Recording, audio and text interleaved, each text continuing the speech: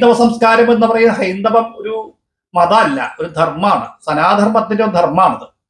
ആ ധർമ്മത്തിൽ ഈ ഹൈന്ദവരെന്ന് പറഞ്ഞ പലർക്കും ക്ഷേത്രമോ ക്ഷേത്രാചാര്യങ്ങളോ അറിയില്ല. പലരും അമ്പലത്തിൽ പോകുന്നുണ്ട്.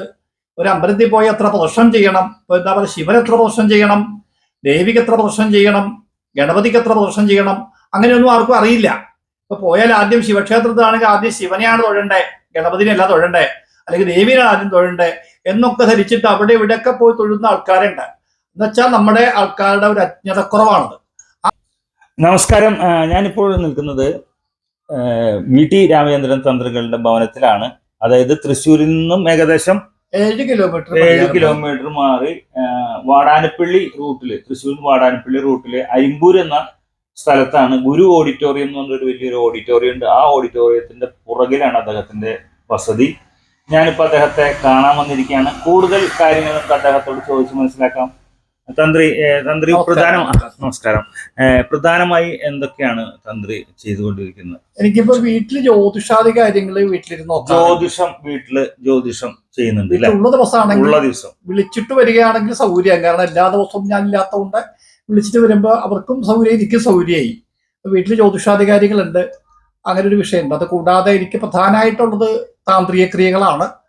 അതൊരു കേരളത്തിലും വെളിയിലും കൂടി ഇപ്പോൾ 28 ക്ഷേത്രതന്ത്രം ഞാനിപ്പോൾ നിർവഹിച്ചു പോകുന്നുണ്ട്. ആകെ ഏതാണ്ടൊരു 36 സ്ഥലത്തിലേക്ക് ഉണ്ടായിരുന്നു. അത് ഇപ്പോൾ ചിലതൊക്കെ ഞാൻ ഒഴിവായിട്ടുണ്ട്. ബാക്കി 28 നിലനിൽക്കുന്നുണ്ട്. അത് കേരളത്തിന് പുറത്തുണ്ട്, തമിഴ്നാട്ടിലും കേരളത്തിലുമായിട്ടുള്ളത്. അവിടുത്തെ ക്രിയകളും അവിടുത്തെ ഉത്സവാദി കാര്യങ്ങൾ, കലശാദി, നവീകരണം, അഷ്ടബന്ധം മുതലായ വിഷയങ്ങൾ ആണ് ഇപ്പം പ്രധാനമായിട്ടുള്ളത്. പിന്നെ അത് കൂടാതെ എനിക്ക് വിദേശ രാജ്യങ്ങളൊക്കെ വളരെയധികം പൂജകൾ ഉണ്ടാവാറുണ്ട്. വിദേശ രാജ്യങ്ങളിൽ ഇപ്പോൾ ഞാൻ ജോർദാൻ, അബുദാബി, ദുബായ്, ബഹ്റിൻ, തുർക്കി, അതുപോലെ USA, ഇങ്ങനെയുള്ള UAE മുതലായ സ്ഥലങ്ങൾക്കൊക്കെ എല്ലാ പുറത്ത് വിദേശ രാജ്യങ്ങളിലും അദ്ദേഹം പൂജകൾക്കും കാര്യങ്ങൾക്കൊക്കെ പോകാറുണ്ട്. കഴിഞ്ഞ മാസമാണ് ഞാൻ വിദേശത്ത് പോയിട്ട് വന്നത്. ഞാനും എൻ്റെ ശിഷ്യഗണങ്ങളും കഴിഞ്ഞ മാസം വിദേശത്ത് പോയിട്ട് വന്നതേ ഉള്ളൂ. പൂജയ്ക്ക് വേണ്ടി പോയിട്ട് വന്നതാണ്. അത് കൂടാതെ ഇപ്പം വീട്ടിൽ ഞാൻ ഈ പറഞ്ഞ പോലെ എനിക്കതിന് ക്ഷേത്ര സംബന്ധമായ വിഷയങ്ങൾ മിക്കവാറും ഉണ്ടാവും. തമിഴ്നാട്ടിലെ കുംഭാഭിഷേക കാര്യങ്ങളാണെങ്കിലും അവിടുത്തെ താന്ത്രിക വിഷയങ്ങളാണെങ്കിലും കേരളത്തിലെ ക്ഷേത്ര വിഷയങ്ങളാണെങ്കിലും ഒക്കെ ഉത്തരായനായ പിന്നെ കുറച്ച് പ്രതിഷ്ഠാദി കർമ്മങ്ങളും കലശാദി ക്രിയകളൊക്കെ ധാരാളം ഉണ്ടാവും. പിന്നെ ധ്വജപ്രതിഷ്ഠ, അങ്ങനെ സഹസ്രകലശം, ഇങ്ങനെ പല കലശ ക്രിയകളും അത് താന്ത്രിക വിഷയങ്ങളിലേക്ക് പോകുന്നൊരു ചടങ്ങുകളാണ്. ബാക്കിയുള്ള ദിവസങ്ങളൊക്കെ ക്ഷേത്രത്തിലുണ്ടാവും. അല്ലെങ്കിൽ ക്ഷേത്രം കൃഷ്ണാപുരം ക്ഷേത്രമാണ് ഇവിടെ മിക്കവാറും പലപ്പോഴും ആവശ്യങ്ങൾക്ക് ഉണ്ടാവും. കൃഷ്ണാപുരം ശ്രീ മഹാദേവ ക്ഷേത്രത്തിലെ തന്ത്രി കൂടിയാണ്. അവിടെ ഉണ്ടാവാറുണ്ട് അല്ലെ? അവിടെ വല്ലപ്പോഴൊക്കെ ഉണ്ടാവാറുണ്ട്. പല ആവശ്യങ്ങൾ വരുമ്പോഴൊക്കെ അവിടെ ഉണ്ടാവാറുണ്ട്.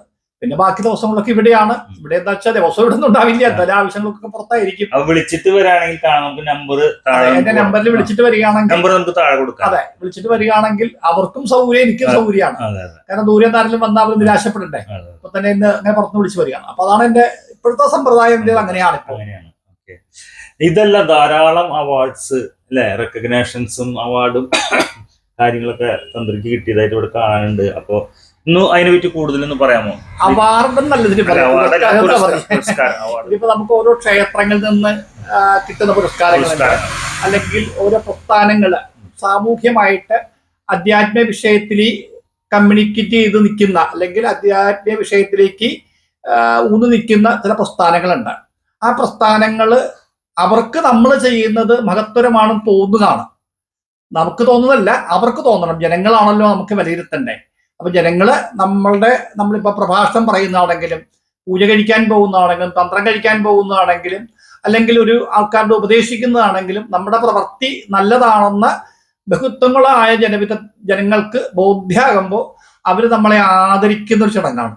അപ്പൊ ആ ആദരിക്കുന്ന ചടങ്ങിൽ അവർ നമുക്ക് എന്തെങ്കിലുമൊക്കെ ഇങ്ങനെ ഒരു പുരസ്കാരം തന്ന് നമ്മളെ ആദരിക്കുകയാണ്. ഇതിപ്പോ കേരളത്തിന്റെ വിവിധ സ്ഥലങ്ങൾ, തിരുവനന്തപുരം മുതൽ കാസർഗോഡ് വരെയുള്ള പല സ്ഥലങ്ങളിലും പല ആവശ്യങ്ങളുടെ എന്തെങ്കിലും ചിലപ്പോൾ ഒരു കലശം കഴിച്ചതായിരിക്കാം, അല്ലെങ്കിൽ ചിലപ്പോൾ ഒരു പ്രഭാഷണം പറഞ്ഞായിരിക്കാം, അല്ലെങ്കിൽ നമ്മളെ അറിഞ്ഞുകൊണ്ട് ഞാൻ ഒരു ബന്ധുവില്ലാത്ത സ്ഥലത്തൊക്കെ എന്നെ അറിഞ്ഞുകൊണ്ട് എനിക്ക് പുരസ്കാരം തരാറുണ്ട്. പിന്നെ പഴയ കാലത്ത് ഞാൻ പൂജിച്ചിട്ടുള്ള ക്ഷേത്രങ്ങളുണ്ട്. എൻ്റെ സ്വന്തം നാട് ആലപ്പുഴയാണ്. അവിടെ പൂജിച്ചിട്ടുള്ള ക്ഷേത്രങ്ങളുണ്ട്. അവിടെ നിന്ന് തന്നെ എനിക്ക് അടുത്ത കാലത്ത് ഒരു 3 ക്ഷേത്രങ്ങളിൽ നിന്ന് ഗംഭീരമായ പുരസ്കാരം കിട്ടി. ഞാൻ ഏതാണ്ട് 40 കൊല്ലം മുൻപ് ഇവിടെ നിന്ന് വിട്ടുപോന്നിട്ടുള്ളതാണ്. അപ്പൊ അങ്ങനെയൊക്കെ പുരസ്കാരം കിട്ടി. 40 വർഷം ശരിക്കും തൃശ്ശൂർക്കാരനാണ്. 40 വർഷം തൃശ്ശൂർക്കാരനാണ് ഞാനിപ്പോ. തൃശ്ശൂരാണ്, എന്റെ എല്ലാം തൃശ്ശൂരാണ്. എന്റെ മോൻ വിവാഹം കഴിച്ചത് തൃശ്ശൂരിൽ നിന്നാണ്.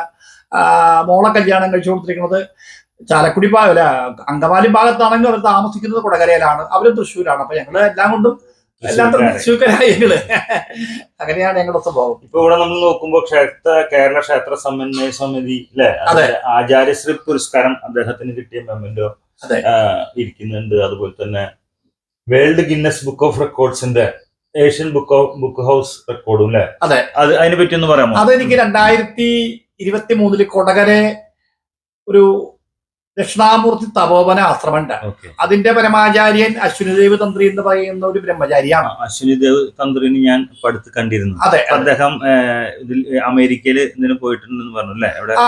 അദ്ദേഹം അങ്ങനെ വിദേശ രാജ്യങ്ങളിലൊക്കെ പോകുന്നുണ്ട്. അദ്ദേഹത്തിന് വളരെ അംഗീകാരവും ഒക്കെ ഉള്ള ഒരാളാണ്.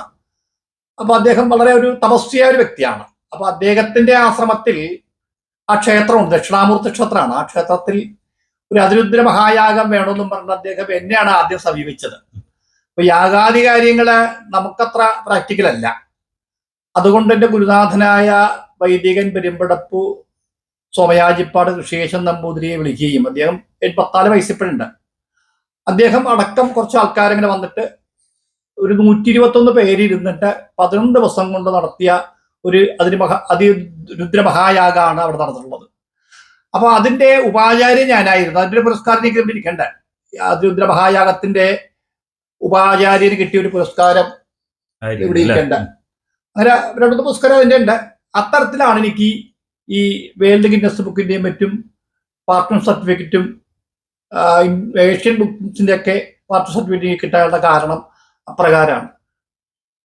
ഓക്കെ, പിന്നെന്താണ് കൂടുതൽ പറയാനുള്ള?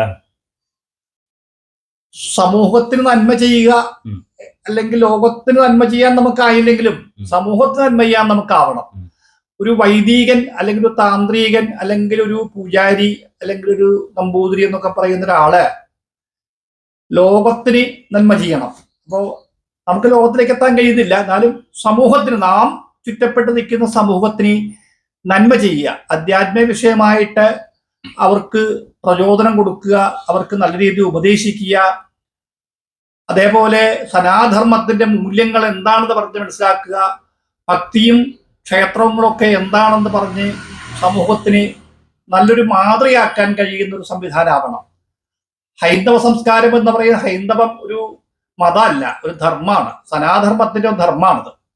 ആ ധർമ്മത്തിൽ ഈ ഹൈന്ദവരെന്ന് പറഞ്ഞ പലർക്കും ക്ഷേത്രമോ ക്ഷേത്രാചാര്യങ്ങളോ അറിയില്ല. പലരും അമ്പലത്തിൽ പോകുന്നുണ്ട്. ഒരു അമ്പലത്തിൽ പോയി എത്ര പ്രദർശനം ചെയ്യണം, ഇപ്പൊ എന്താ പറയുക, ശിവൻ എത്ര പ്രദർശനം ചെയ്യണം, ദേവിക്ക് എത്ര പ്രദർശനം ചെയ്യണം, ഗണപതിക്ക് എത്ര പ്രദർശനം ചെയ്യണം, അങ്ങനെയൊന്നും ആർക്കും അറിയില്ല. ഇപ്പൊ പോയാൽ ആദ്യം ശിവക്ഷേത്രത്തിലാണെങ്കിൽ ആദ്യം ശിവനെയാണ് തൊഴണ്ടേ, ഗണപതിനെയല്ല തൊഴണ്ടേ, അല്ലെങ്കിൽ ദേവിനെയാണ് ആദ്യം തൊഴണ്ടേ എന്നൊക്കെ ധരിച്ചിട്ട് അവിടെ ഇവിടെയൊക്കെ പോയി തൊഴുന്ന ആൾക്കാരുണ്ട്. എന്നുവെച്ചാൽ നമ്മുടെ ആൾക്കാരുടെ ഒരു അജ്ഞതക്കുറവാണത്. ആ അജ്ഞതക്കുറവ് ഞങ്ങളെപ്പോലെയുള്ള ആൾക്കാർക്ക് അറിയുന്ന പോലെ പറഞ്ഞു കൊടുത്ത് തിരുത്തപ്പെടണമെന്നാണ് എനിക്ക് സമൂഹത്തിന് കൊടുക്കാനുള്ള ഒരു ഉപദേശവും അല്ലെങ്കിൽ സമൂഹത്തിന് കൊടുക്കാനുള്ള ഒരു നിർദ്ദേശവും അത് തന്നെയാണ്. അങ്ങനെ പോകണം എന്നെ ആഗ്രഹം. നന്ദി. നമസ്കാരം.